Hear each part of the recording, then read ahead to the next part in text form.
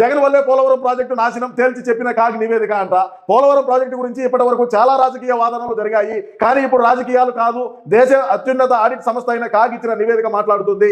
CAG నివేదిక స్పష్టంగా చెబుతుంది, 2019 తర్వాత తీసుకున్న ప్రభుత్వ నిర్ణయాల వల్ల పోలవరం ప్రాజెక్టు పురోగతి తీవ్రంగా దెబ్బతినింది అని చెప్తాను. మన అన్న ఏ రోజైతే అడుగు పెట్టాడో ఆ రోజు పట్టింది పోలవరానికి.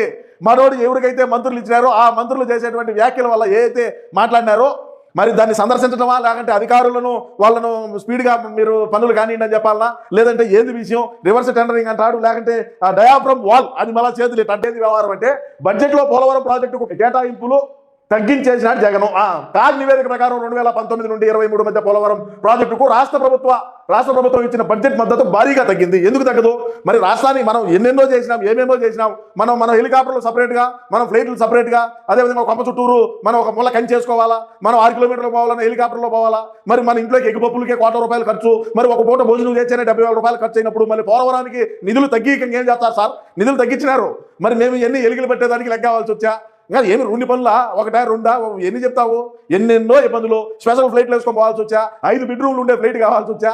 మరి పోలవరం నిధులు కేటాయింపు తగ్గి ఇంకేం చేస్తారంగా? ఏం చేస్తారు? ఏమన్నా ఇంట్లో నుంచి ఏమన్నా తెచ్చి ఏమన్నా పెట్టాలన్నా? రాజకీయాల్లోకి వచ్చింది కూడా